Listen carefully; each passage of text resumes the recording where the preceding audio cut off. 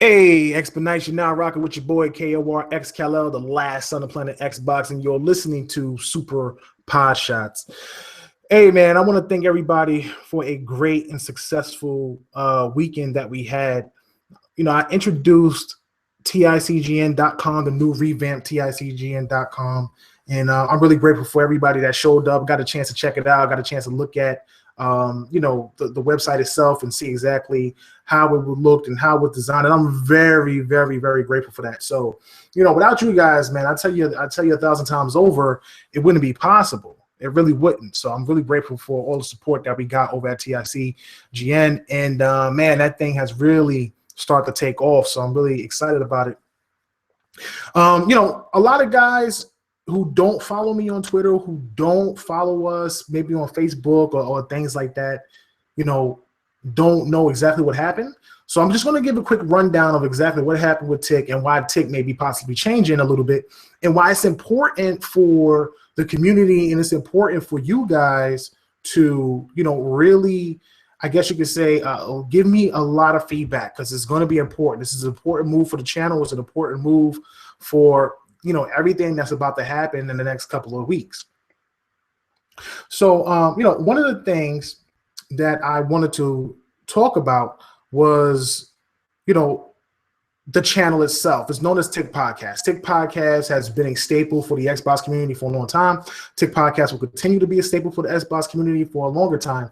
So what I want to talk about is how we were able to make a proposal to the guys over at Hard Knock Gaming. Now, if you don't know who Hard Knock Gaming is, they used to be a part of We Game Here. Shout out to those guys over at We Game Here. I'm really cool with a lot of the guys over there. But what wound up happening is that team split, unfortunately. Things sometimes they don't work out. It was a very similar situation to us in ICXM. So big shout out to ICXM as well. They're still our brothers in crime when it comes to Xbox.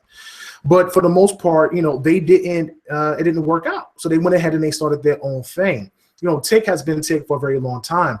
We've been just basically trying to continue to build the best Xbox community and try to build the best Xbox podcast we possibly could build. So my thinking and that logic was that, I wanted to be able to continue to grow the brand. I had spoken to those guys numerous times before. I'm really cool with Kid Smooth. I'm really cool with Fame. I hadn't met Dre at that particular time. I had met him maybe sparingly spoke with him. But since everything has transpired, we've become really cool and really close. So in a nutshell, I made a proposal to the Hard Knock crew. The Hard Knock crew accepted the proposal, and now they are a part of the inner circle. So we've created this whole entire new network. And the way it's designed is, hardknock.com, hardknockgamers.com is now officially TICGN.com. The writers are over there at TICGN.com, and TICGN.com is officially a multi-platform website. Now, some people may get upset.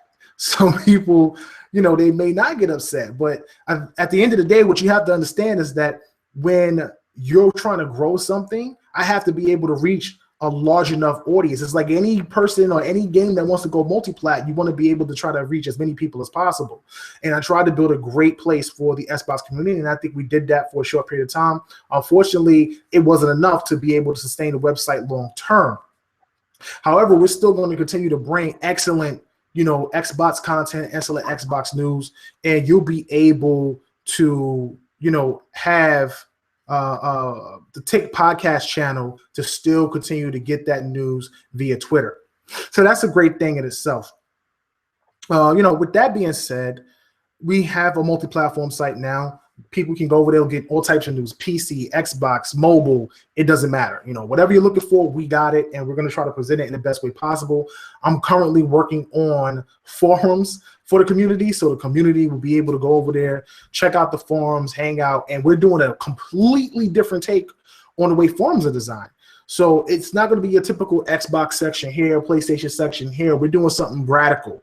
And it's just a staple of what we are as TIC, as the inner circle. We're gamers first. Us over here, we love Xbox, but at the same time, games overall are what's most important. And are you enjoying those games? So we want to be able to do something similar where we're bringing people together and not separating them. That's just not what we want to do. That's not our MO. You guys already know that. So I'm very proud to be working on those forums, and I'll probably be launching those forums more than likely sometime tomorrow afternoon.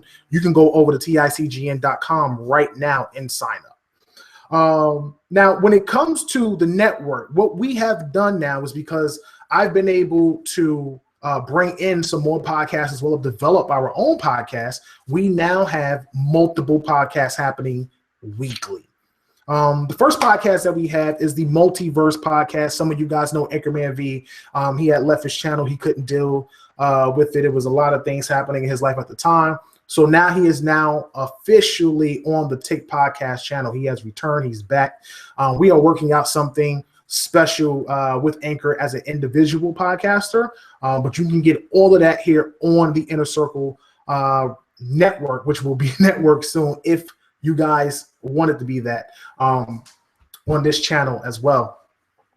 So we have Multiverse on Mondays, and because we have now merged with the Writer's Block crew, or shall I say the Hard Knock crew, their podcast, the Writer's Block, is now an official podcast for the Inner Circle. So for all your multi-platform needs and everything that you want to know when it comes to multi-platform gaming, you'll be able to get at the Writer's Block on Tuesdays at 9 o'clock. And the cool thing about that is exactly what I've done with TICGN is exactly what I want to do with the Writer's Block. I want to be able to reach out and get developers from the PlayStation section, reach out and get developers and executives from Nintendo or PlayStation or wherever I can find them, and make sure that what we're doing with TICGN is the same thing we're doing with the Writer's Block, and people get that same type of experience under one banner. So I think it's really important in that we are presenting you guys with the content that you won't find anywhere else under one place, one home, and I'm really proud of that. On Wednesdays, of course, you have me, your boy, KOX Carlel, KOX Carlel, and, Super Podshots at 9. I'm going to try to make it earlier, man. It's tough because, I got a 3-year-old son, so, with a 3-year-old son, it can be very frustrating. He could bust in the room at any minute. But hopefully he doesn't, and the show goes by pretty quickly. But, yeah, you can catch me on Wednesdays, every Wednesday, 9 o'clock. I know I'm not starting on time, but I'm going to try to get here earlier and get off these later hours and running around so late, because I really want to try to reach as many of the community as much as possible. So I think it's important that we try to either get the show done a little bit earlier than usual or exactly on time, so those who may be tired, they can still catch it and see what's going on, what's buzzing in the industry. On Thursdays, we have TICGN United. TICGN United is actually TICGN UK. We've changed the name. It is now officially TICGN United. So with TICGN United, the cool thing about that is that this is basically our UK-based podcast. The UK-based podcast, revolves around movies, entertainment, in gaming, and things like that. So we'll have that show sometime for you tomorrow on this channel as well.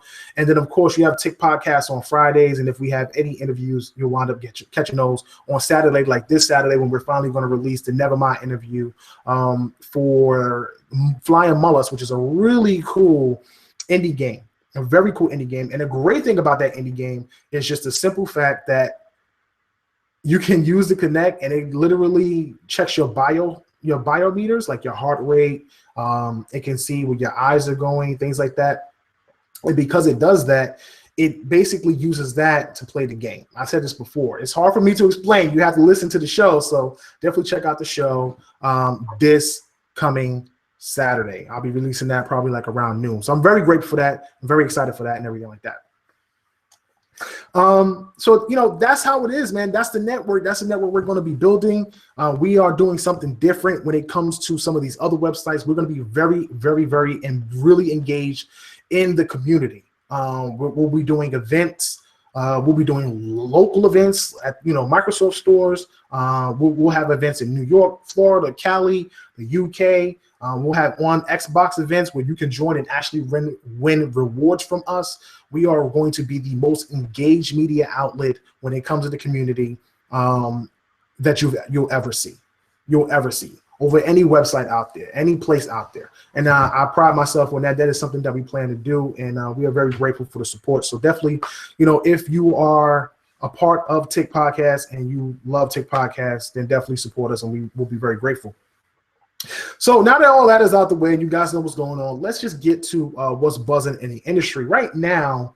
You know, the news about PlayStation Neo just dropped, and here is my son bursting in the room right on time. Give me 1 second. Let me take care of that, and I will get back.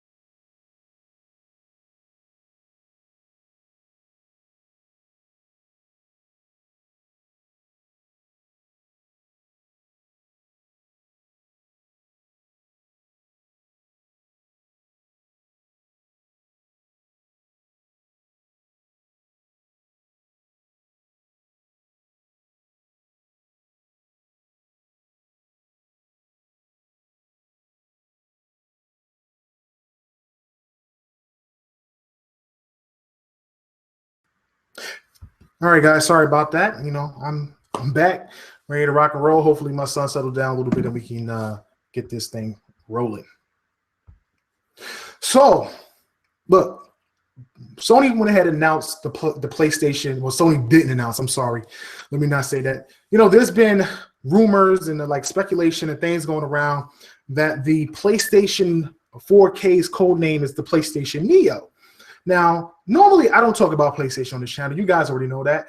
Nothing that I have anything against PlayStation, but the reality of it is that we're an Xbox channel and we like to talk about Xbox.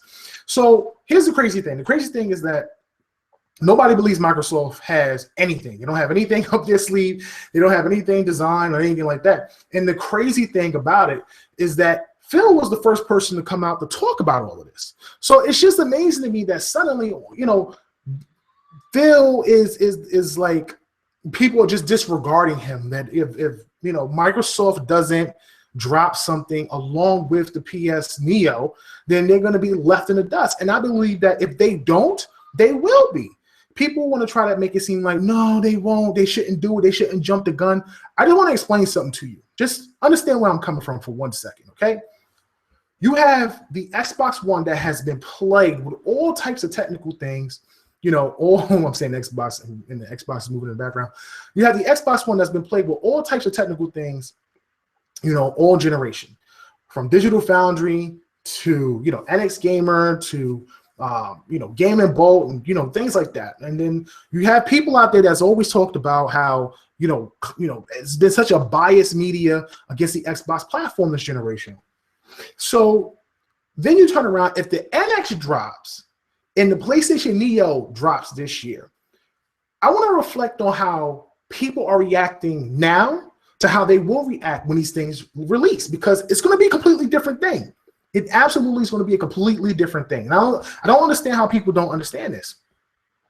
When they talk about all this, nobody wants to pick up the console. Everybody's like, oh my God, I feel betrayed, and Sony's did this, and, you know, Nintendo, you know, no, we don't really know what the specs of Nintendo is. But Here's the thing. If Sony comes out and they show you that the games that they have look amazing, like way better than what they're playing right now, and they run better, and everything is on point, you're going to have a large group of people easily jump over to the PS4 Neo. And it's not that it's a hard transition if they do it right, like Microsoft is trying to do. If they do it right, then what will happen is you have all these fans, these hardcore guys, because the hardcore guys are the ones that's going to go. It's not really about the casuals at this point. The hardcore people are the ones that go, and then the hardcore are the ones that sell it. The word of mouth is what sells. You have people who work in these video game stores or work at these outlets, and that's what's selling and what's marketing this console. So if they do this, everybody will be up in arms. Oh, I can't believe it's only been 3 years into the generation and things like that. I think what people tend to forget, and I agree, I feel like that it should have been like 5 years, at least 4 to 5 years at the most. That's how it used to be. It wasn't until last generation that we only had like a 10-year cycle. For whatever little bit of 512 megabytes of RAM they had in the Xbox 360, that thing was amazing. It was absolutely amazing. It did what it was supposed to do for 10 years. For 10 years. I don't even think these consoles could do what they're supposed to do, and they got like quadruple the RAM and for like the next 4 years. Let's just be realistic here. You know what I'm saying? No matter how much optimization you do, at the end of the day, if the hardware is not going to pump out what it's supposed to pump out, it's not going to happen. You can get better looking games, better textures and stuff like that, but overall, there will still always be constraints on the console. Now, I have no issue with the Xbox One. I really don't. I don't have no issue with the PlayStation 4. I don't have one, so I can't sit up here and talk about it. But end of the day, man, the Xbox One is, in my opinion, the best console on the market. It has nothing to do with specs. Let's just get one thing clear. I'm not saying that I'm not a specs guy. I am absolutely a specs guy. But for me, it has nothing to do with specs. What it has to do with is the way they design the operating system and the way it fits me and my lifestyle. And I love it. I love everything about it. I mean, I've said this 1,000 times over. So people already understand where I'm coming from when it comes to this console and the way that it works, And it's funny because, I look at what they're trying to deliver for both platforms. And it seems like they're going around. We've talked about this, I don't know how many times at length. We've talked about how they're trying to go the route of having these upgradable consoles come out much, much sooner. But they be backwards compatible, they be forward compatible, so you don't skip a beat. And I think the fear is that people will wind up skipping a beat because of the simple fact that these consoles are not what people want right now because they feel like they spent all their money. But once you see this thing in action, and once the first person gets it, or you go to your friend's house, you're going to be like, I want it. I want it. Everybody does it. We're human beings. This is what human beings do. It's human nature. Everybody wants it. So, once they produce the first looking game and they start doing the comparisons, the Digital Foundry starts doing comparisons and things like that, then that's when it'll really start to pick up and everything. On the Xbox side of things, people don't think Microsoft is going to deliver anything. Now, I am not 100% sure. Let's just be clear about that, okay? I am not somebody that works for Microsoft. I'm not talking to the engineers like that. I'm not, helping them build the next Xbox. There are people that I know there. There are people that I speak to. There are people that give me positive feedback when I ask questions. So it leads me to, it kind of lends me to believe when I ask them, they're actually answering and things like that. And it's not vague. Trust me, it's not vague. It's pretty on point. So that's why I've been led to believe that Microsoft will have something at E3, more than likely to either rival or be some type of upgraded version or a newer version of the Xbox. But the thing is that you think about what Phil talked about. And one of the things Phil said was that if he came out with an Xbox, he doesn't like the 1.5 thing. It's just not his thing. He doesn't like that. So I'm thinking, okay, if he doesn't like that, if they come out with an Xbox and it's not maybe just like a 0.5 or a double of what the Xbox is, his thing is if he comes out with new hardware, it's got to be a massive difference. My thing is, how massive can it be and for what price? I'm willing to spend $500 on a console that has enough power to last me for the next 10 years. But if it doesn't do that, if it doesn't have that power, then you have to question, what was he trying to convey in that interview with Game Informer? Now, I've said 1080p 60 to me is a significant jump when it comes to the Xbox and stuff like that. So if 1080p 60 is a significant jump when it comes to the Xbox and what they're doing, then I think it's super important that they present that and not give people unrealistic expectations. Because we already said that 4K is not capable. That's not happening this generation. That's just not something that's going to happen. So Microsoft needs to be able to come out. They have to present a console that is either on par or better. They have to. They can't relegate themselves to being, the defunct second-tier console. Again, they just can't. And the reason why they can't do that is because it's bad enough that marketing this generation hasn't been great for them, and it's bad enough that they haven't been able to capture the rest of the world the way they kind of did with the 360. So what they have to do is they need to be able to have a console that works, that's backwards compatible, forward compatible, and then at the same time, they're able to produce games that are not, I guess you could say, the loser at every comparison. And people act like, well, that doesn't matter. And for me, and for the hardcore, it doesn't. Let's just keep it real. It doesn't. What matters is how good the game is. But you got to remember that the majority of sales come from casuals. That's just the truth. And casuals, they're only going to ask what the best is. Hey, which one is better? The kids are only going to go with what their friends have. And the kids are going to be like, which one is better? So, if people start coming out saying this is better, it'll take off again, and it'll be a bad look for them. So hopefully, I think Microsoft, with the rumor of, 2 patents being found out by the FCC and things like that, rumor is one of them may be diskless. I don't know how that would work. Maybe they'll have one with a disc tray, one without a disc tray. And I think that if they did that, it would be terrible for the people who don't want a console that doesn't have a disc tray, that's not able to play disc-based games. But the cool thing about that is that you're making your console cheaper. You can put more stuff in the console at something that would normally cost a higher rate and reduce the price by removing things out of the console that, not saying isn't necessary, but could make a sacrifice just for the bonus power. And it's something that I wouldn't be surprised Microsoft did. I wouldn't be surprised if they had 2 consoles. One was a slim, and the other one probably was a slim, but one had a tray, one didn't. And one of them was maybe slightly better or maybe on par with the other one. And they made that sacrifice to keep the price the same, but they give you the option. You can go diskless or you can have the disc. Now, again, I'm speculating. I'm just saying that it's a possibility. I don't know. But to me, it would be a smart decision, because then you could put in whatever you need to put in power-wise to compete, and then at the same time, you'll be able to sell it at a reasonable price. And that's really what it's all about, because all of us are like, well, what is these things going to sell out? They're going to be 600, they're going to be 500. The difference between, and somebody reminded me of this earlier, the difference between paying for a phone and paying for a console is that a lot of times when you get the phone, you do some type of contract, and you don't really pay $600 for the phone. You pay for it over time. You're paying like monthly payments, or you're waiting until that contract is up for you to own the phone. The Xbox, you're not doing that. You're going to buy the Xbox right out of the gate at $400 or $500. So it's really important that they really take the Xbox One and they have some type of trade-in plan towards it. I think that is the biggest thing. And if they do diskless, I wouldn't be surprised if they figured out how to do digital trade-ins. I wouldn't be surprised. I would not be surprised. That would be a major incentive for people who want to go digital. For anybody who wants to go digital, that's a major incentive. You can sit up there, buy a diskless console, and still be able to trade in your games from the console.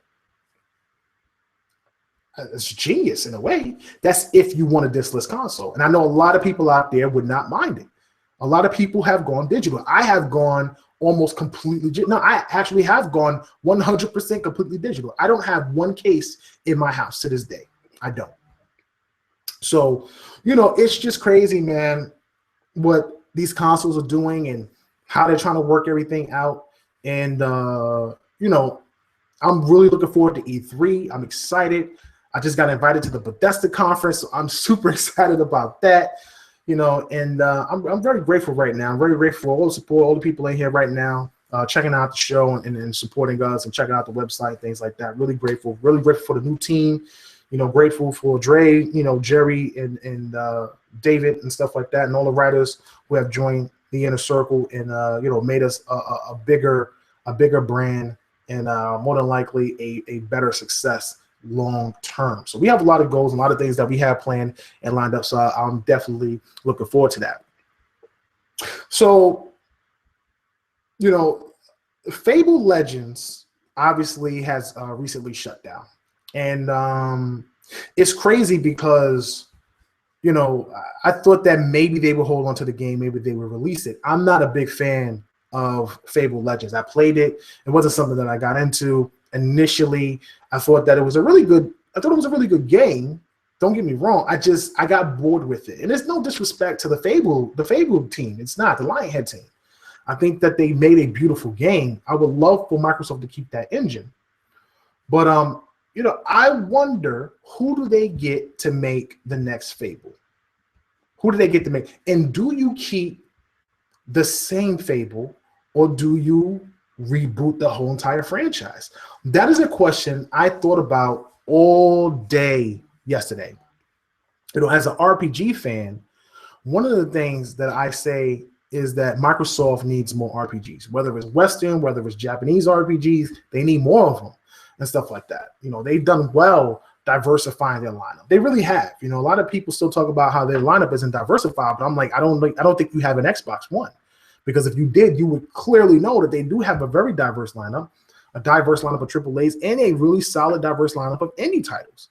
So, I think that the weakness that they have currently is the simple fact that even though they have this really cool and diverse lineup, they're missing an entire genre. So I'm saying to myself, who do you get to reboot Fable?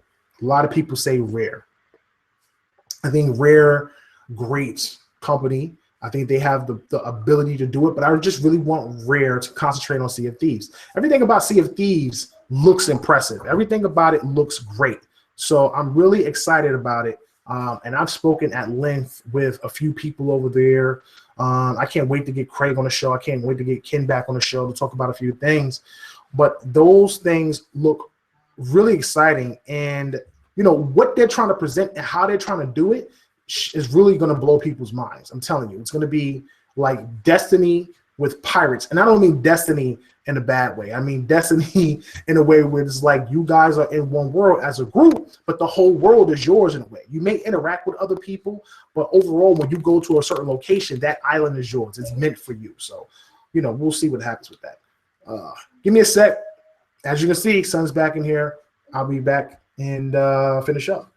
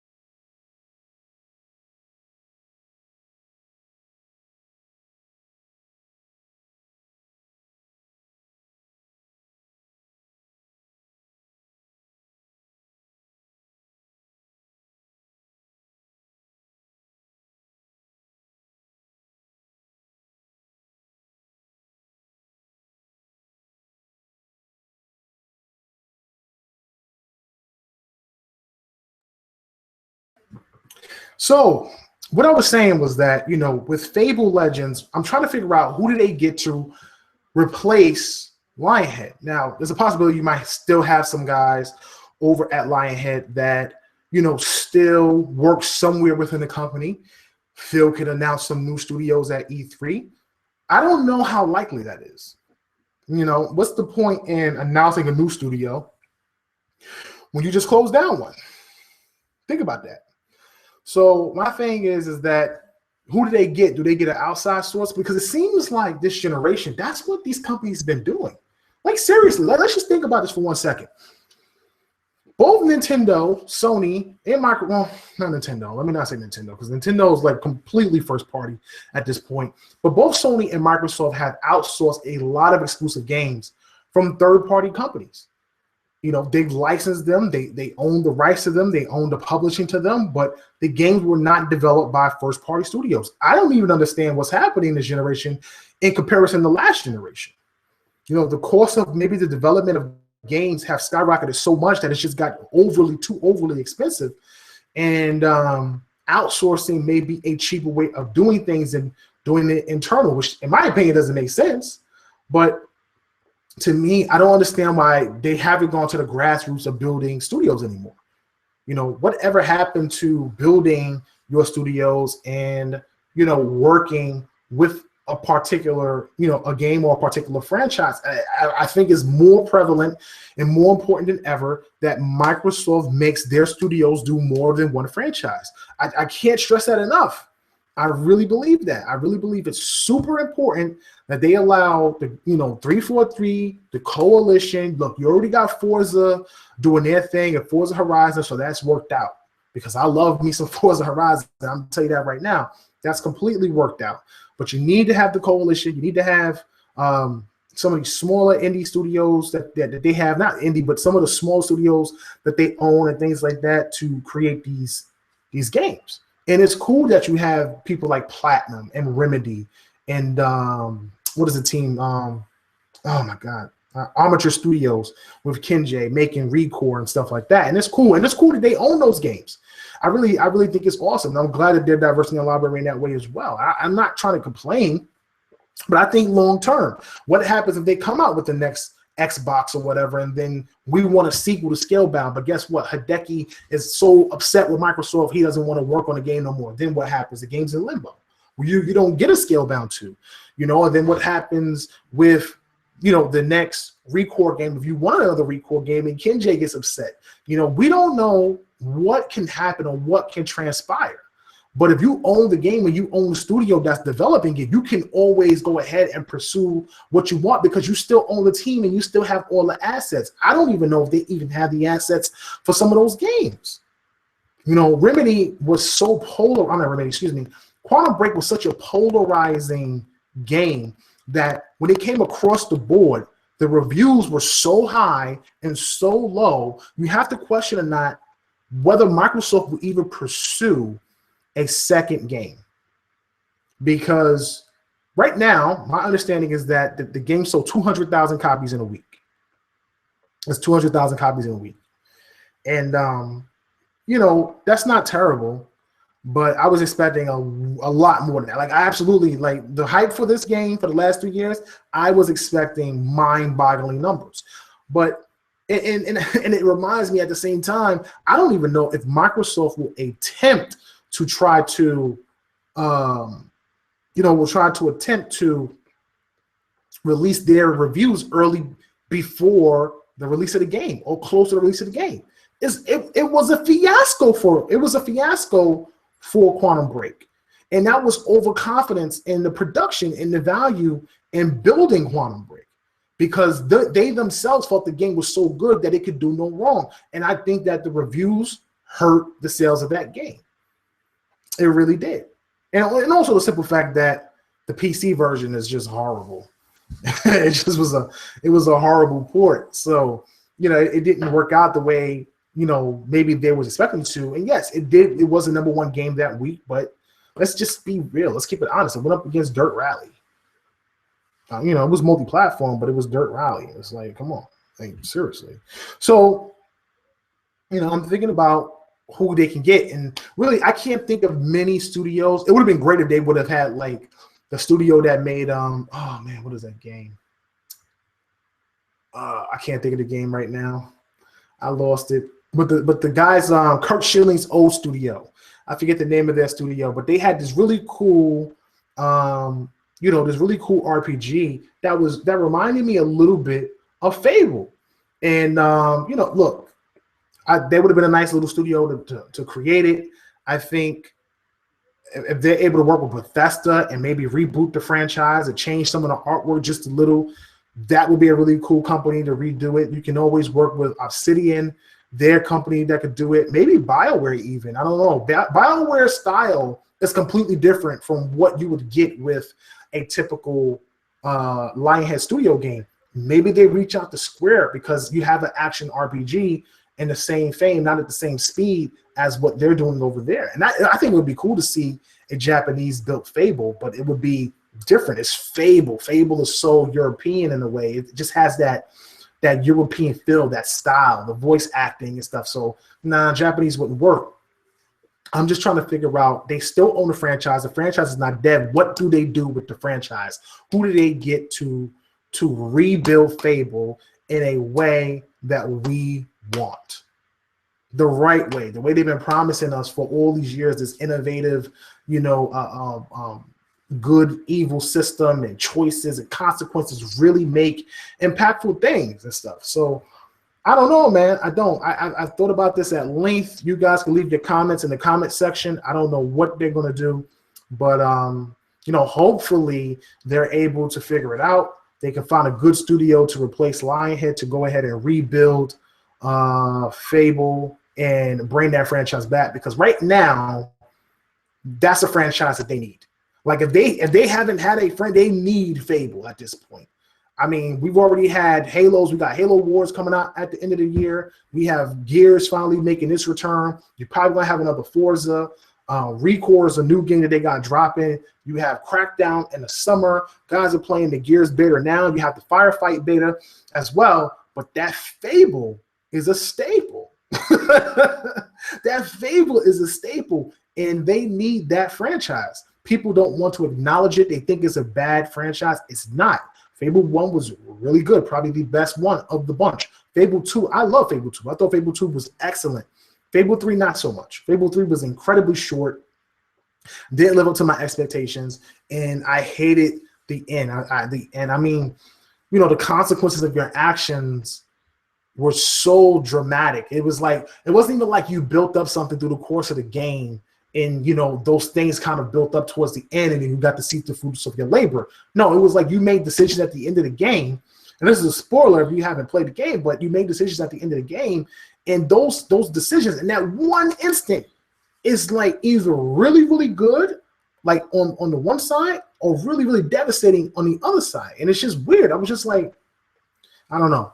So hopefully they're able to find somebody to replace that studio, and they'll be able to make sure that the Fable franchise stays alive. It doesn't become irrelevant, or they're able to release Fable Legends so the people who are still into that can play the game and enjoy it. And I really, really wish that franchise nothing but success. So Microsoft has a lot to handle when it comes to their franchises and their studios, because at one point I thought they were on point, but I really have to question, what's happening.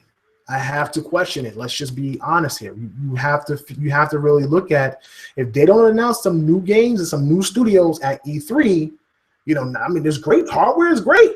Hardware is phenomenal, but if you don't have games, if you don't have exclusives that appeal to people for your platform, then you have to question what is happening. Quantum Break to me is a phenomenal game. I love the game, but for a lot of people, it wasn't. For some people, it wasn't. For a lot of others, it was. So it wasn't what they thought it was going to be or what they wanted it to be. I think it's a great game in the portfolio, and hopefully we'll see a sequel designed the exact same way. I don't have no problems with the way Quantum Break was designed. None whatsoever. And I hope they continue it to be designed exactly that way. But at the same time, it didn't pop off the way they wanted it to. So now we're moving on and we're looking on to what they have next coming up. I think Crackdown, if done right, will be a big franchise for them. And they have to really, really work hard to get that working and get that right, because it's going to be big. If they can't get Crackdown to work right, bruh, it's over. It's a wrap. It's a wrap. They've been talking about Cloud for almost 3 years. You got Xbox fans talking about Cloud for almost 3 years. You drop this game and the game don't work, even in beta. If the game don't work in beta, bruh, it's a wrap.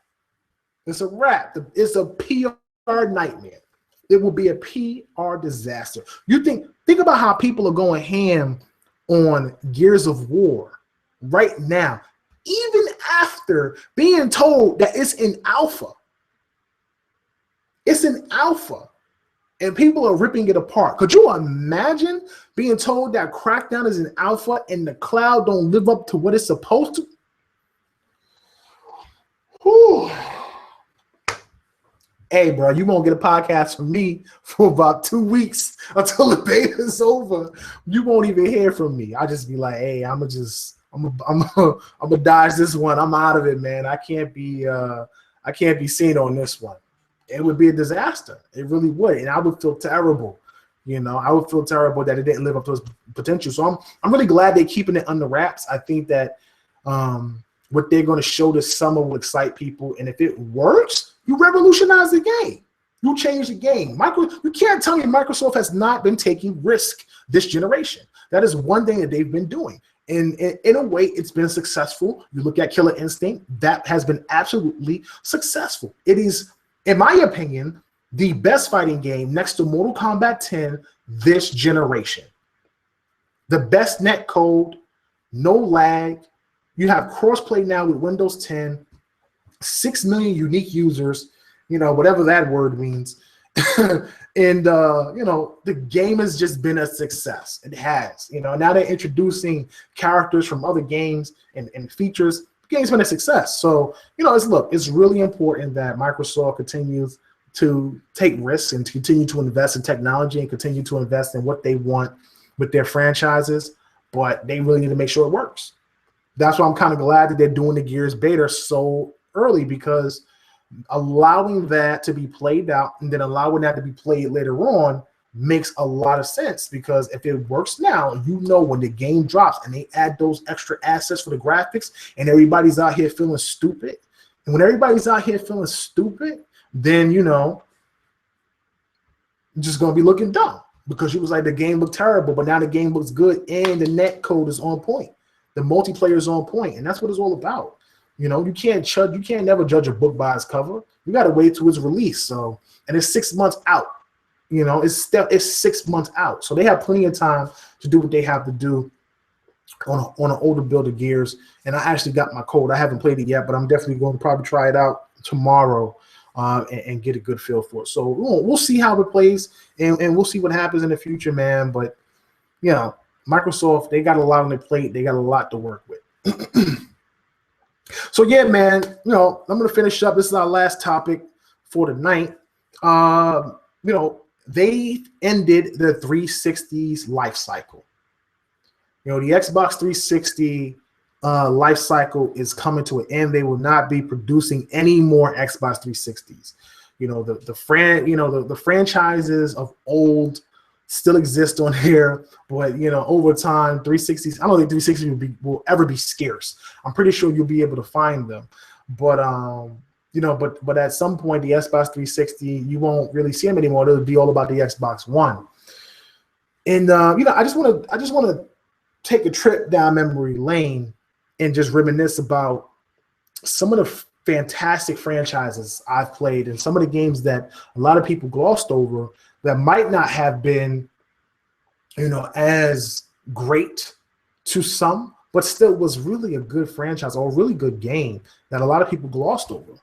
I thought Microsoft, when they dropped the Xbox 360, the one thing I remember about the 360 that really blew me away was just seeing Gears commercial. Not even Halo. Yes, I played Halo on the Xbox, and I thought that Halo was a good franchise. And really, that is the game that got me to get an Xbox. But it wasn't until I knew, because I'll tell you right now, I'm keeping it real. I was a big PS2 dude back in the day. Early 2000, 2001, 2000 up. After Dreamcast died out, I went straight to PS2, and I was hooked. They had everything. You know, every RPG that I ever wanted to play, everything was on there. So that was my jump off. And I got Xbox, and Xbox was cool, and the graphics was nice, but it just wasn't my cup of tea at that time because I really wasn't big into shooters. I didn't get it. I didn't get it. I didn't have a 64, so I didn't understand the analog stick, and it took me a while to understand how to work it. But once I did, and I was playing Halo, that first Halo game was so much fun. So much fun. Co-op was fun. Multiplayer was fun. Even local, even for it to be local, was very, very fun. So, and they start to introduce other games that were online and online co-op. There just was a lot of things that the original Xbox did that really made me lean in that direction. And I was dead set on getting the PS3. I really was. I was so dead set on getting I was like, I'm getting a PS3. I'm not getting the Xbox 360. But then the PS3 came out a year later. The 360 had dropped, and I seen a commercial for Gears and was mind effed. You know what I'm talking about. I was blown. I hadn't seen it. I've never, ever, ever seen a game look that good when they introduced Gears for the first time. That first Gears commercial that they showed, I was like, bro, I don't know how to play it, but I'm going to learn. Like, I'm going to learn how to play this game. And I picked up a 360, and I swear to you, I didn't pick up a PS3 for about, what's that, 05, 6, 7, 8. No, it was 2011. So for about 6 years, I didn't have a PS3. For 6 years, I didn't pick up a PS3. Like 2011 was when I had 2011, 2012 is when I had like a PS3. I remember my wife bought it for me for my birthday, and I'm a big Jets fan. So, I had a Reeves jersey and everything like that. That's when the Jets were doing their thing back in the day.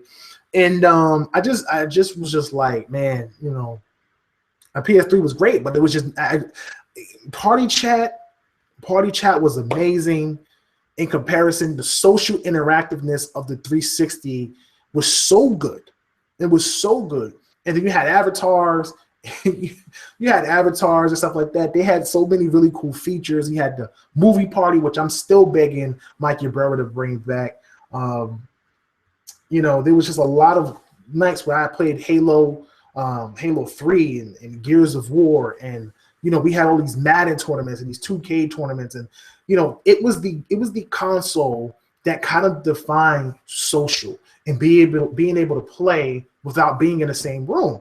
That to me was enough to keep me on it. And then they started dropping these RPGs, Tales of Vesperia and Lost Odyssey and Blue Dragon and Infinite Discovery. Then I was saying what was crazy to me was like, I remember the year they dropped the bomb that Final Fantasy 13 was coming to Xbox. I immediately called my homie who was like a diehard PlayStation guy. He was like, Final Fantasy this, Final Fantasy that. And I was like, bruh.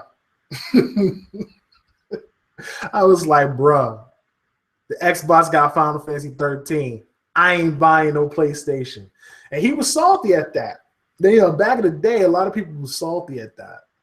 Still to this day, a lot of people feel like that was the day Square betrayed Sony and stuff. So I just find it funny and ironic when I look back at how great the Xbox 360 platform was. And it's not a sad day that they're ending its production, but it's a console that people will forever remember. It's just one of those classic consoles for a multitude of things, not just games, but also for the simple fact that we have Red Ring of Death. I probably had about 3 Xboxes at that point.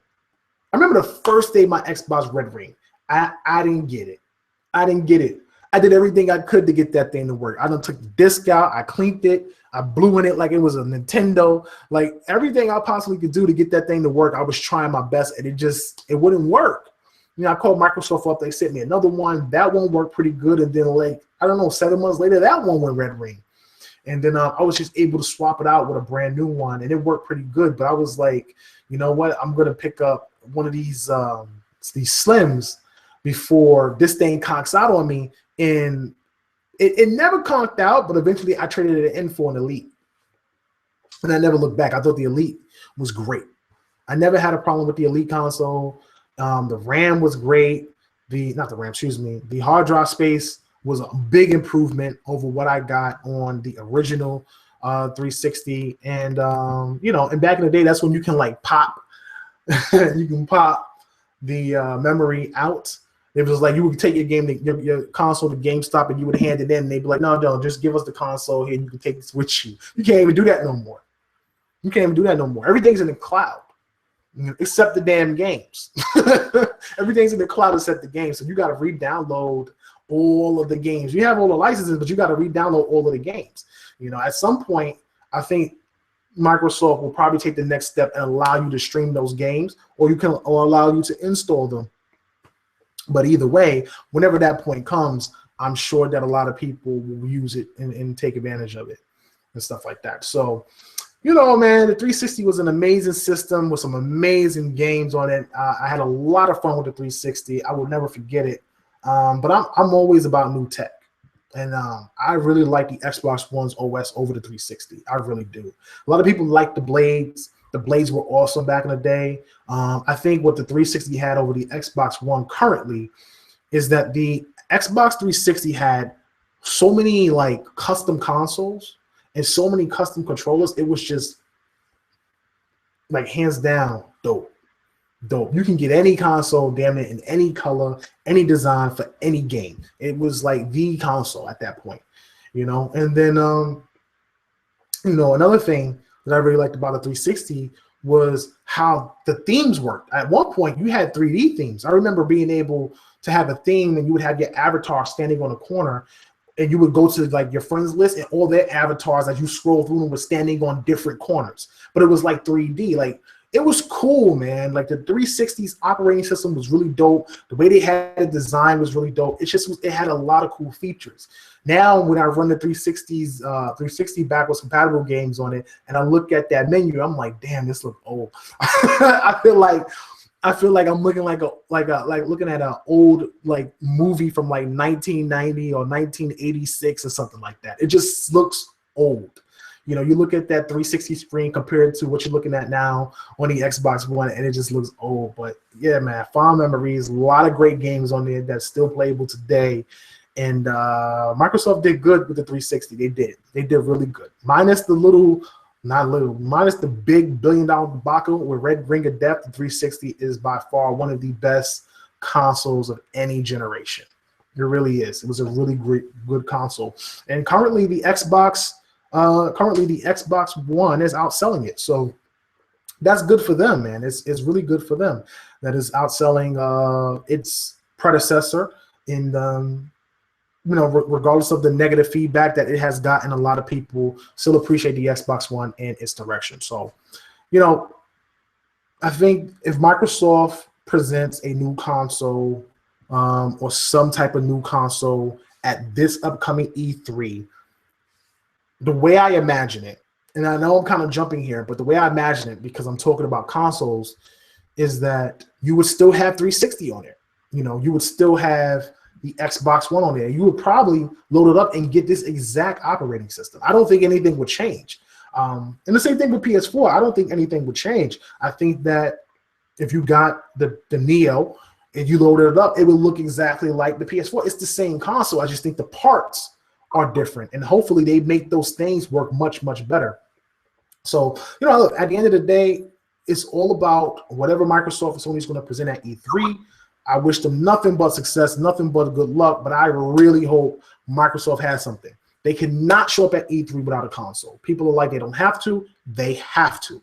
They cannot be left behind. If they don't do this, and I'm telling you now, if they don't show up or don't announce something at this E3 with the Neo and the NX, they are going to get left behind. They are going to get relegated to being a third, console in the race once again.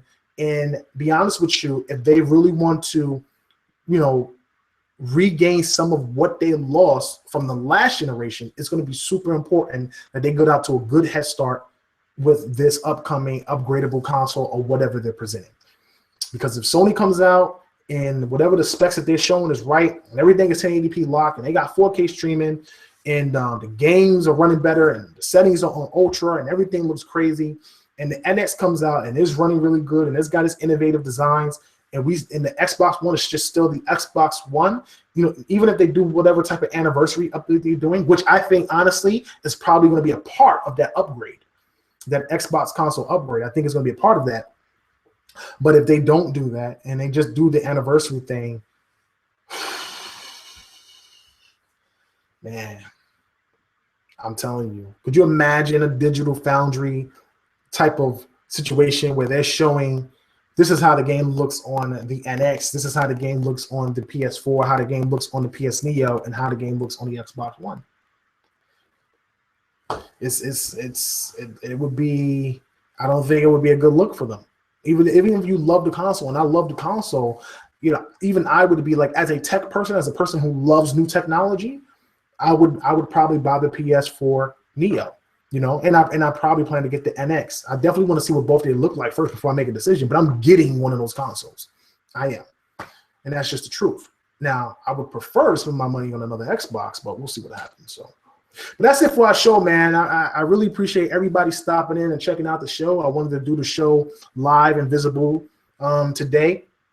You know, one of the reasons why I haven't been able to is because this is supposed to be my game room, but it's not set up yet. I just got my chair and I just got my table and things. The rest of my house has been set up. My game room is the last thing that I've been able to get to. So finally, I'm able to get to it, and I'm able to start, you know, moving things around and adding things. So hopefully I'll be able to do more live streams where people can see me, we can interact, we can talk, things like that. And, you know, you get to finally, you know, get a feel for who I am as a person, not just behind a microphone, but my facial expressions and the things I think about and the things I talk about and stuff like that. So really appreciate everybody stopping in. Definitely check out all of our new shows, okay? Multiverse Podcast is up on TICGN Podcast channel right now. We have the I'm about to say we get here. We have the Writer's Block, TICGN Writer's Block podcast. That is on Kid Smooth's channel, but I also have the playlist Super Podshots on right now. We on every Wednesday at 9 p.m. You also have TICGN United, our UK podcast, should be dropping sometime tomorrow. And then, of course, TICGN Podcast itself on Fridays, the premiere podcast for Xbox One. And check out TICGN.com, man. Help it grow. I am going to be opening up the forum sometime tomorrow, working really hard on getting that done. I'll be sending links out via Twitter for feedback and things like that. So leave your comments in the comment section. Oh, and a thing what I wanted to ask everybody, people who listen to the show, if you're listening to today's show, please leave a comment. Don't just listen and not leave a comment. This is very important. I need everybody to make a decision for me. I can either have the network shows on this channel, which is already established, or I can put them on another channel, which would be the TICGN Network channel. And on that channel, you would then get some of the other teams and stuff like that if you want to listen to them. And this will continue to be just nothing but TICGN Podcast stuff. But if you would prefer a TICGN Podcast Network where you can find all of the content from the network, whether it's Multiverse, whether it's TICGN Podcast, Super Podshots, On the Red Carpet, Writer's Block, TICGN United, you know, you just have a plethora of things that you are constantly entertained with, and you're getting different things from different people. Let me know in the comment section. Yes, do it. No, don't do it. Keep this channel exclusive to the Xbox and only the Xbox. Then I will do that. Because like I said, I don't want to alienate anybody. If this is why you come to the channel and you love it, let's keep it that way. But if you don't have a problem with that and you don't mind the expansion, let me know, and I will definitely work something out to get this channel the way the fans want it. So please, if you listen to the show, you watch the show, leave a comment in the comment section. It's very, very, very important. I want to thank everybody once again for stopping in. I'm your host, KORSKLL, the last son of Planet Xbox, and I'm off this planet. Peace.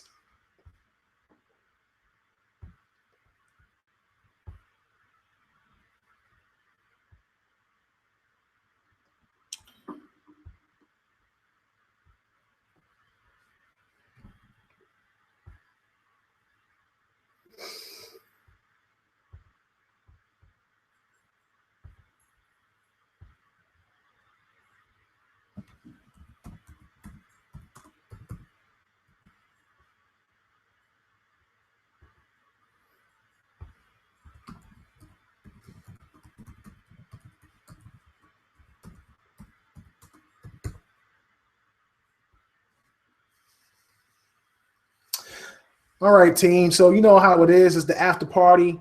I was able to go ahead and lock in the mobile version for the show. And I'm here now to answer anyone's questions. If you guys have any questions or any thoughts on the show, let me know. I'm going to go ahead and try to get to the channel to see the comments.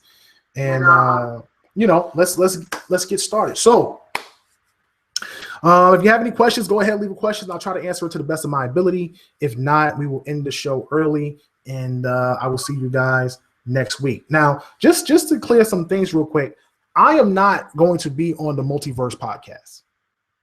That podcast consists of Anchorman V and Fame Entertainment. Those guys are the hosts. I do want to try to get some real people involved in comic books and things like that on the channel. So I think it's really important that we're able to communicate to people, go to Comic-Con, set these things up with writers and producers who make all the comic books and things like that out there. So I think it'd be really, really cool.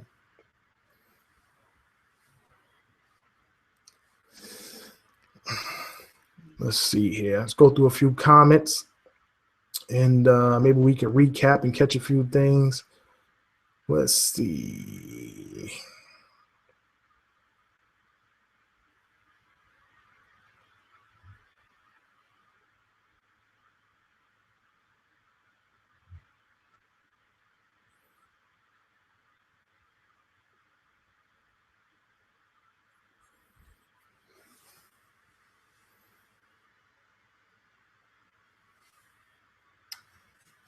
Okay, so just going through some of the comment section, I guess guys were talking about some of the things I spoke on, especially when it came to things like the newer consoles, the upgraded consoles, and things like that.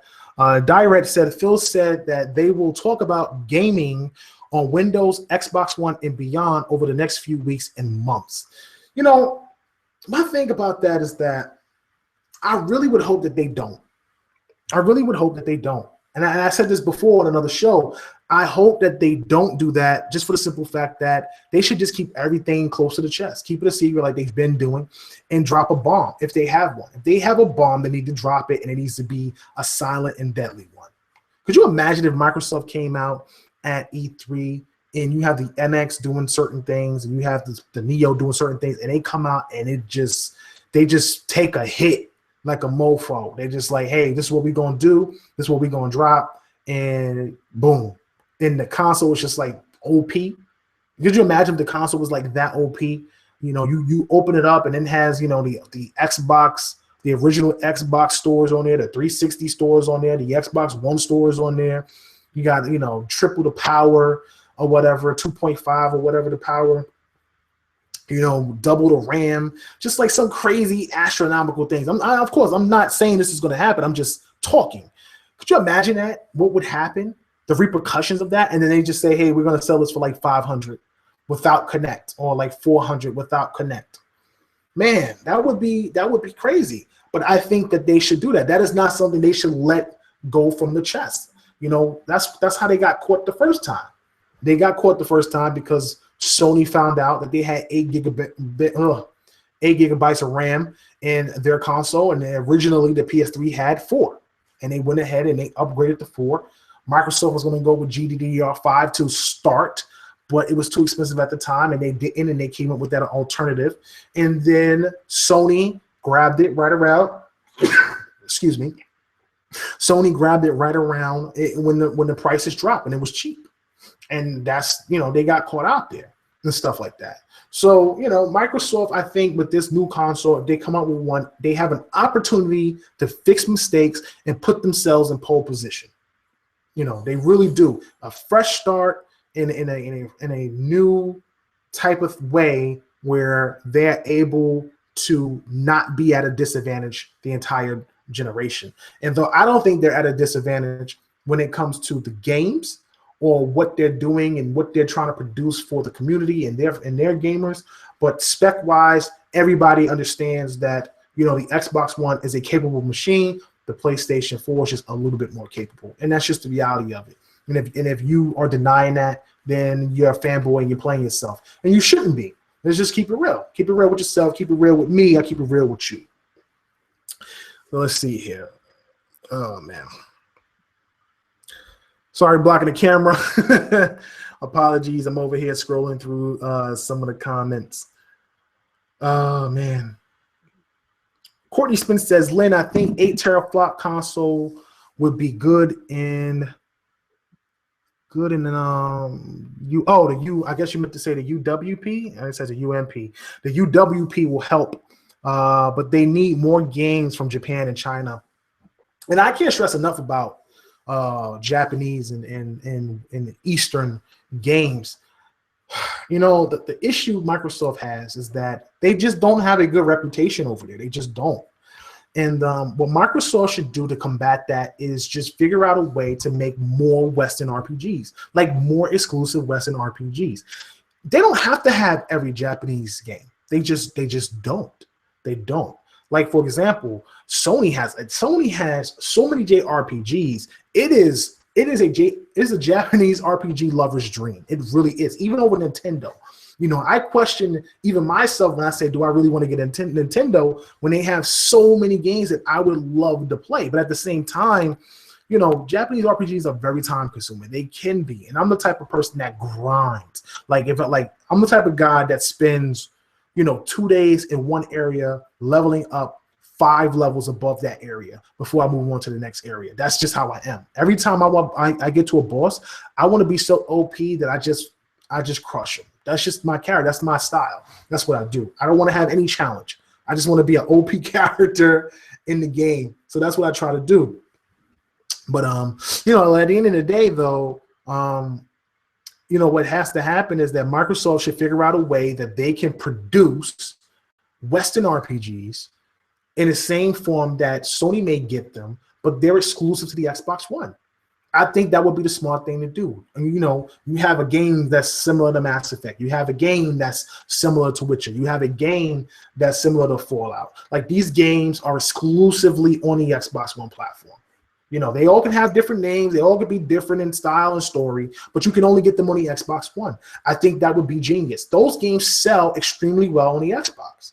Let's just be honest. Fallout sells well. Witcher sells well. Mass Effect sells well. They need to be able to put those type of games on the Xbox One and keep them exclusively. If they can figure that out and do it, then it works. My thing is that you look at how much money Microsoft has been investing in their games, and then you just look at the sales physically, and you just question if there's really 20 million people out there. And it's not to say that whatever, Anchor. It's not to say that the I lost my chain of thought. Messing with Anchorman. Blame Anchorman for that, please. It's not to say that 20 million people are going to buy the game. That's not how it works. But usually when you have a fan base that large, you sell a good million or two. It's disappointing to think that the Xbox community has been able to grow past just being a first-person shooter community. But when you look at the games that sell, it's still the first. I mean, across the board, I guess you could say it does it for every platform. But Halo is the game that sold like 3 million copies retail. I don't think digital has surpassed physical yet. I don't think that happened. So 200,000 copies physical for Quantum Break, is, to me, for a game of that caliber, I was not expecting it. You can throw another 20, 30, even 40% in digital sales on there. You still wouldn't break the 500,000 mark. You wouldn't break it. And, it's crazy. Now, I'm sure in a month, maybe it hits 1 million, maybe it doesn't. Maybe the price drops and things like that. But there's just something about games, and I think that's across both platforms, because the only game that I don't even know if Nintendo games are hitting the millions like that. I think they are. I think Splatoon did really, really well. But when it comes to Sony, when it comes to Microsoft and Sony, their games, they're not knocking these things out the park when it comes to sales. And you would be surprised, like, even for the PlayStation that has 35 million people, even then a lot of the titles aren't knocking sales out of the park. It's funny. I have to question, what are we playing? Why do we have consoles if people aren't buying games? Why aren't they buying games? The games aren't bad. Sunset Overdrive wasn't a bad game. Quantum Break wasn't a bad game. What else? Dead Rising was a really good game. Forza Horizon 2, probably the best racing game out right now. Even that wasn't something that exploded into the millions. When you look at last generation, I just question what are people buying and why are they buying consoles if they're not purchasing the games. I'm just trying to figure that out. And maybe people rely so much on third party now. I don't know, but it's weird. I find it very weird. I really do. Let's see. Let's see. Where was I at? Punjabi says Phil should open game studios in Asia. I think he should as well. I don't know why he doesn't. I don't know if there's some type of legal reasons why they can't. We at Tick Podcast have spoken, I don't know how many times over, that Microsoft should open studios in Japan. If you can't get the developers to make the games for you, you go and recruit the developers and build a studio and have them develop it. People leave studios all the time. You can damn near pull about 3 or 4 people from Square, 3 or 4 people from Platinum, 3 or 4 people from Namco Bandai. You can do those things. It's not hard. You're giving them positions where they're able to create what they want to create. They're put in a position of power now. They're no longer a lackey, and you can actually build some really quality games. All the things that the Xbox fan or the niche fan wants when it comes to RPGs, they would have that finally coming out of a studio out of Japan. And you have that studio do about 2 games. But the thing is that we always have to remember that unlike Sony, who's very dependent on PlayStation currently and a few other things, Microsoft is not dependent on Xbox. They just aren't. Microsoft has a way bigger pool of money coming from other divisions than they are getting from Xbox. Don't get me wrong, the Xbox is a highly important device for Windows because it allows them to be in homes. It allows them to be in 20 million homes to push whatever they want to push, whether it's game software, whether it's marketing deals with free movies, whether it's music, groove music, whatever it is Microsoft want to push, they have the opportunity to do through the Xbox One. But at the same time, missing the entire genre is brutal. For 3 years, that's brutal. I know a lot of fans want to play it off like, it's not important. And for some people, it's not. But what you're missing is an entire genre. It's just something you're missing. And it can be disappointing. And on the other hand, when people want to talk about the diversity of the other 2 platforms, they can do that. They can. And the reality of it is that it's the truth because they have every single genre. Now, I think that the Xbox One, and this is not a fanboy thing, I think the Xbox One has the top tier games, when it comes to exclusives on their platforms in certain genres. I think they have the best first-person shooter. I think they have a good tie when it comes to third-person shooters. Where's my controller? I don't know where I did one. Xbox, go home. Xbox unsnap. Oh, it's not snap.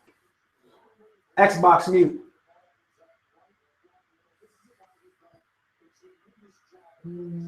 Xbox mute. Why is that on? Oh, it's the guy. That's why. Xbox, go to Netflix. Xbox, go to Netflix. Anyway. Yeah. The guy pulled up and it pulled up TV. I forgot that it's not snapped, so it was kind of throwing me off. My son is knocking on the door. He's driving me crazy. Give me 1 second, guys, and I will be there. I'll be right back.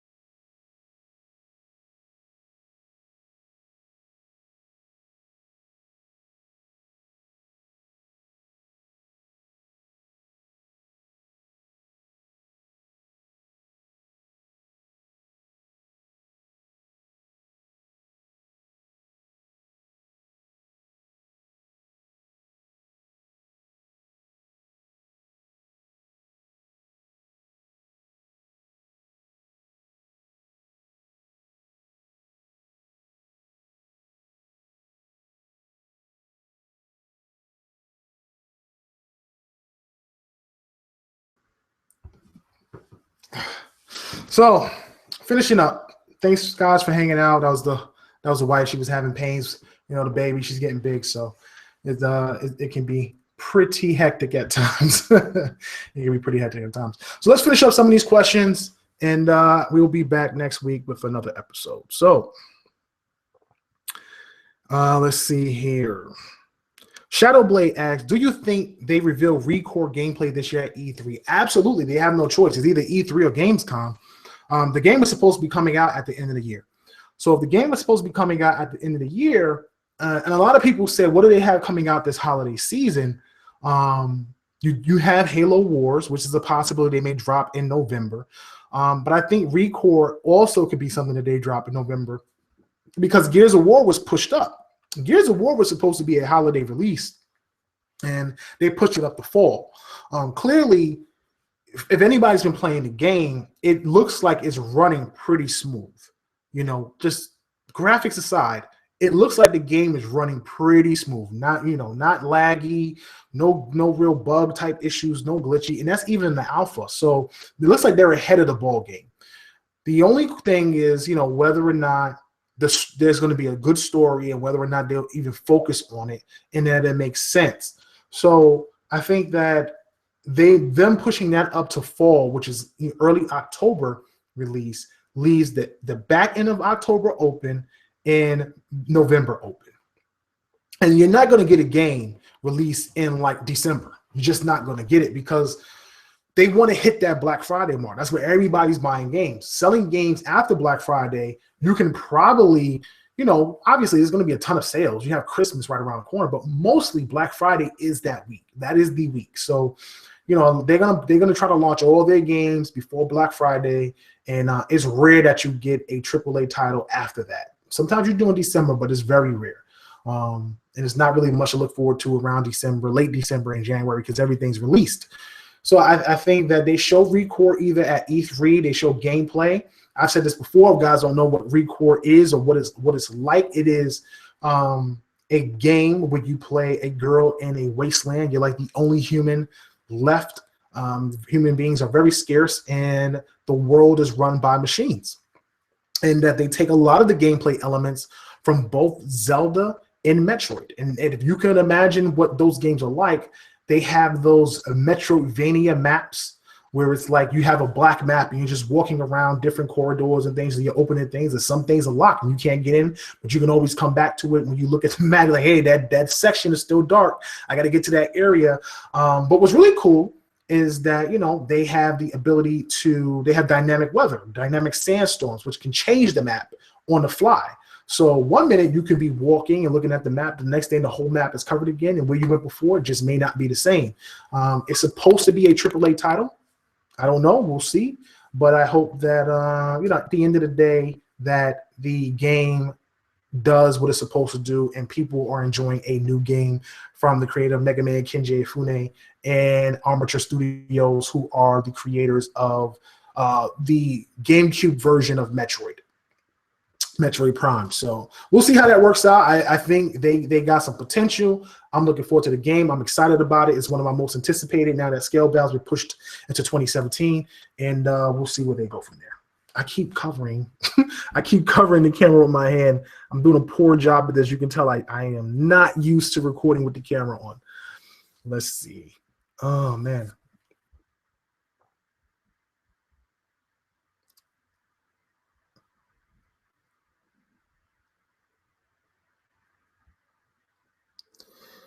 Okay. All right. Thomas White asks, do you think 10% of owners would buy a game? 10% of owners? I think that is 10%, 20 million, right? Or 200,000? That's 10%. You probably throw another 20% on top of that. Of not 20% of 200, I mean of 20 million, but maybe 20% of 200,000 for digital sales.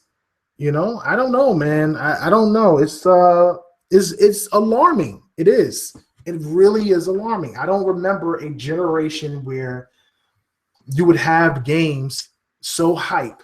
The social media has been more damaging to games this generation than any other generation before, because social media wasn't as big. A lot of people still relied on word of mouth. A lot of people still relied on video game magazines. With Twitter, Facebook, Instagram, you have things where everything goes viral on YouTube, and people make videos and they show these things, and everybody gets all the information on the internet. That one bad criticism can be ran by an entire outlet of people. And that one bad criticism is good enough to ruin an entire game that could potentially be good. It make people say things like, I'll rent it. Wait till it drops down to $5. I'll go to my friend's house and play it. Like, these are the attitudes that people get. And you have developers that spend so much money developing these games, and they never recoup. And then we never get anything unique again. We get the same stuff. And then everybody wants to complain, why is this game the same way as this game? Or why is this game like that game? Nobody's innovative anymore. Only the indie games are innovative. Yeah, because the indie games, they ain't got no competition, really. They can do whatever the hell they want. They got small budgets. They're not saying that they're not concerned about their end when it comes to the game, but at the same time, they have to be creative. They have to take risk, because there's so many indie games out there, that they need to be able to set themselves apart from everybody else. So, what I mean by competition is that they don't have competition in a productive space where, like, another big AAA game has come out. And, like, for example, if Halo and Call of Duty came out the same week, that's major competition for Halo. It's the truth. It really is competition where they could lose potential users because of Call of Duty. So, and that's what I mean. Indie games usually don't have that, because indie games are so different. You never really get the same type of indie game in the same week and be like, no, I'm not going to play this one. I'm going to play this one. So, they have the ability to do that. But you look at Quantum Break, you look at games like The Order, regardless of what people think about those games, they brought something different to the table, and a lot of people blew those games off. Clearly. And I thought I didn't play The Order, so I don't know nothing about it. But Quantum Break, to me, it's amazing. It's an amazing game. Amazing story. Everything works well and it clicks. And for some people, it doesn't. And that's just enough to rip it. And it's the negative ones that get put out there into the public. And that's why things get destroyed. And it's unfortunate that those things happen. But at the end of the day, that's usually what happens.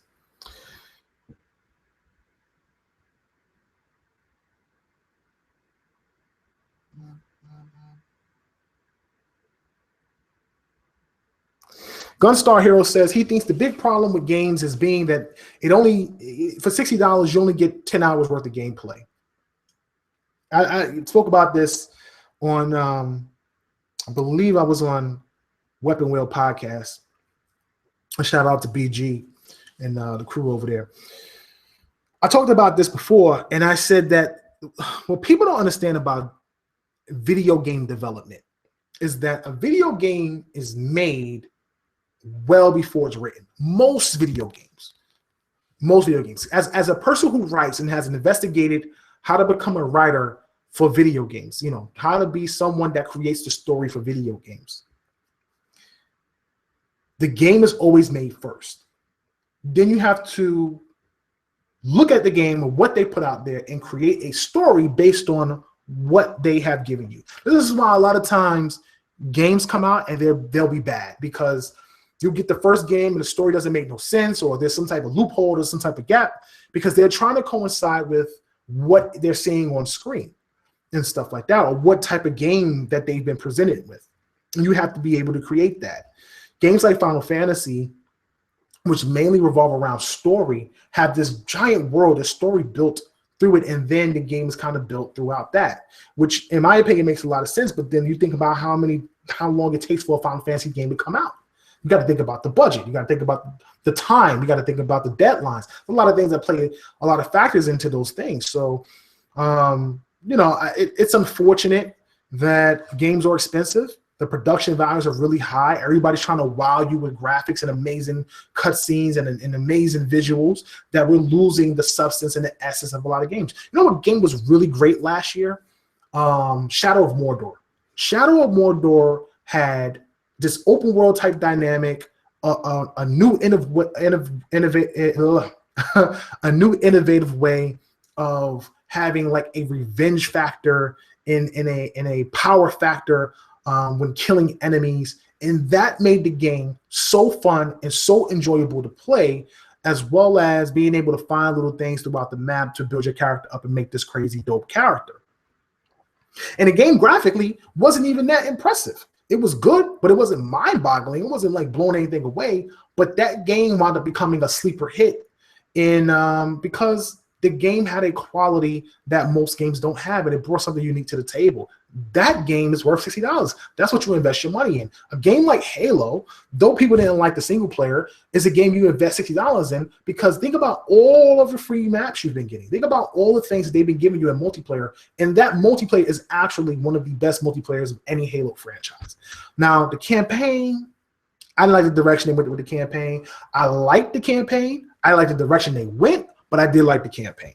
And I do like Locke, and I do like Team Osiris. A lot of people don't, but I do. And I think that they should introduce them, and they should probably have a spinoff and have their own game.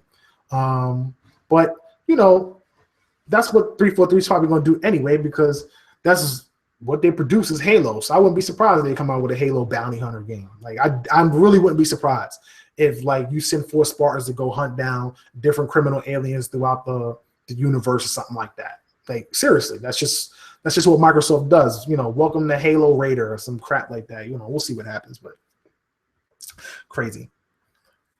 Let's see here. Thomas White says, given a number of different SKUs during the 360 era, why do you think there is so much uproar about hardware upgrades this gen? Well, that's because there was no hardware upgrades with those SKUs. It just was basically skins and the color designs, and everybody would go out and spend their money on these new things, and you would trade your console in or just buy it outright. But if you trade your console in, you probably get half off. I agree. I think that if Microsoft comes out with a console for $500 and you're able to trade in your Xbox One for $250 and you get that console for $250, I don't see what the big deal is. I don't. Everyone's crying about, I just spent $900 on a PlayStation 4 and an Xbox One, and I got to turn around and spend another. No, you don't. You don't. No, you don't. Stick with your Xbox One and stick with your PS4, or choose one and stop crying. Or don't. You have options. You either keep the console you have or you don't. Don't get mad to stop the production of something that some of us want to please you because you went out and spent your money. I've had my console for 3 years, and I've got everything I wanted out of my console so far. I can tell you right now, in another 5 years, there will be no technological advance that's going to make the Xbox One or the PS4 do something as good as what the 360 did at the end of its life cycle and the PlayStation 3 did at the end of its life cycle graphically when it comes to games. I just can't see it. I can't. If you're struggling with, you know, resolution when it comes to Quantum Break, and as amazing as Quantum Break is, let's just call a spade. It is what it is.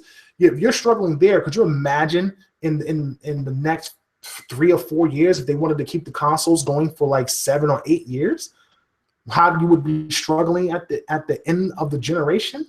Just drop a new console, man. Just drop the upgraded version, or drop the version that you want and move on. You know, and the people who want to pick it up will pick it up, and the people who don't. But you shouldn't complain.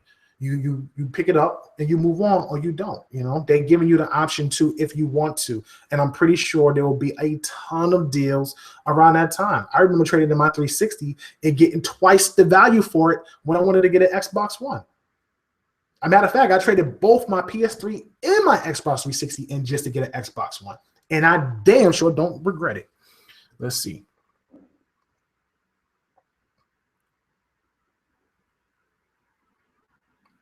You know what, Matthew? You might be right.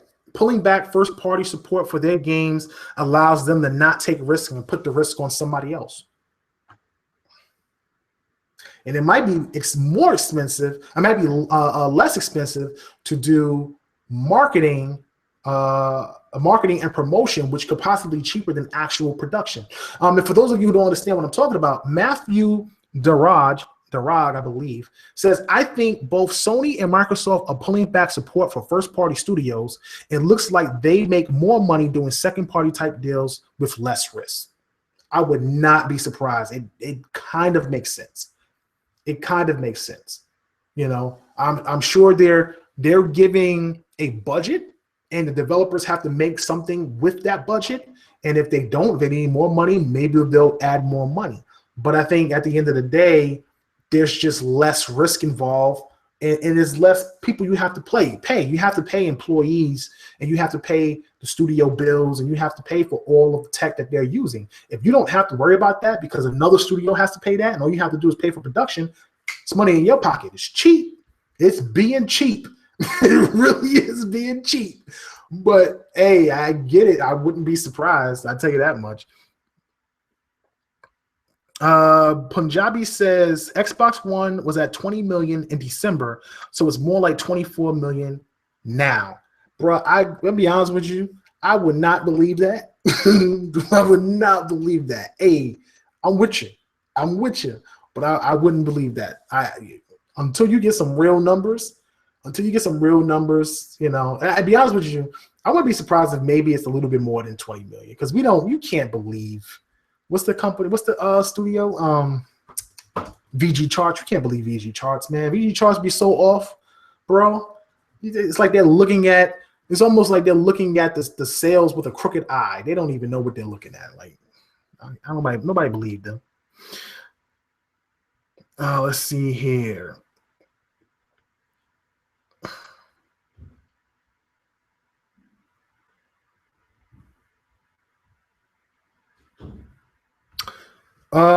Thomas asks, what time can we expect the big news?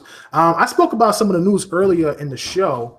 So if you're interested, you can check out the show from earlier in the day.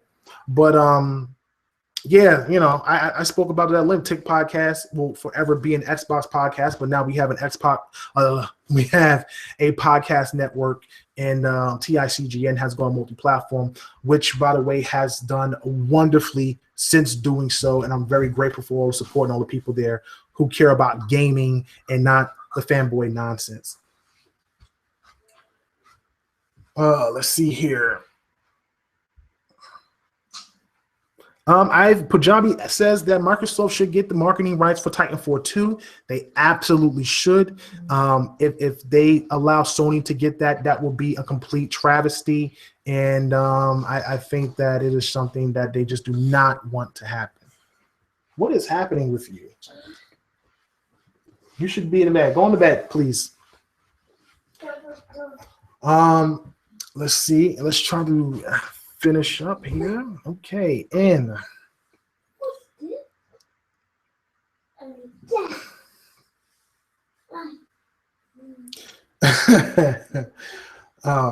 Thomas White asks, where can I get help logging into my TICGN.com account? Okay, TICGN.com.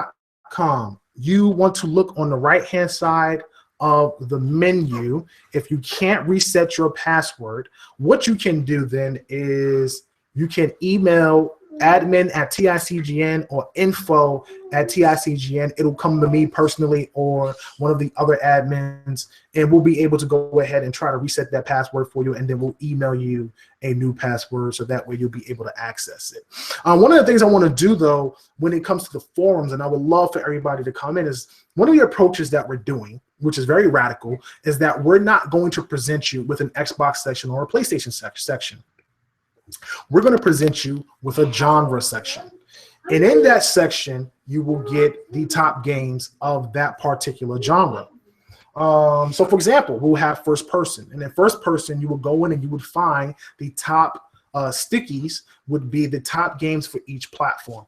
And you would then go in and you can start whatever conversation you want to start. Or if there's a game that you're interested in, you can open up your own topic individually and talk about those games. And the reason why we want to do that is because we don't want to try to separate gamers. We want to try to bring them together. Obviously, it will be heavily modded. It sounds like a bad idea, but we control it. So being that we're able to control it, people who don't abide by the rules and don't understand it, they would then be obviously booted. And the people who respect each other and love to look at games and love to converse regardless of console, they'll be able to do that. I am not a person that hates any other platform or hates people who are on other platforms. We're all gamers, and in the end, without us, the industry would just go downhill. So I think it's important that we're able to communicate that and talk about the games that we like in one genre, and that's how we'll do it.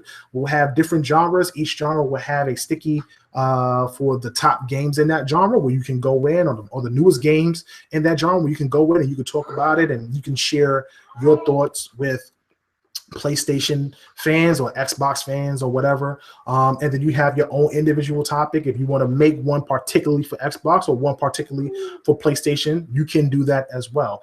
But at the end of the day, we're not trying to segregate people, because what winds up happening is, regardless, you're going to get haters who jump in from one section anyway. And wind up causing a ruckus. So we figured that let's try to do something different with our website. Let's try to break some boundaries, and let's see if we can get people to communicate differently over at TICGN. I'm really proud of that, and I hope that it works out. And we'll see. We're gonna, like I said, we're gonna heavily regulate it. It'll be modded, and we'll see what direction we go from there. So yeah, just hit us up, and we will try to get that account resolved and everything like that. So listen, man, that's it for the show. Come here, Liam. Come here, Kal-El. Come. I want to thank you all for, here, look. What's it gonna go? Look. Ooh. I want to thank you all, man, for stopping in and checking out the video and things like that. I really appreciate it. It's getting hot. I got this lamp over here near me, so I'm sweating my butt off.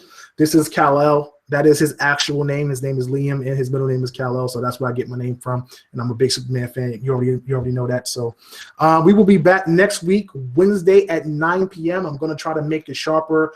If I do figure out a way to make a time adjustment, I will probably set it for 6. That's 3 hours ahead. People should be home, be able to hit the UK as well. And it would be great to be able to do that, to get more people in the chat. I know it's a late stream, but I really appreciate everybody supporting, everybody coming in. Definitely sign up at TICGN, and man, let's make it great. I want to thank everybody. You guys have a good night, and I'm off this planet. Peace. Say peace. Peace. That's 4 fingers. Do this. Say peace. Peace. Good enough.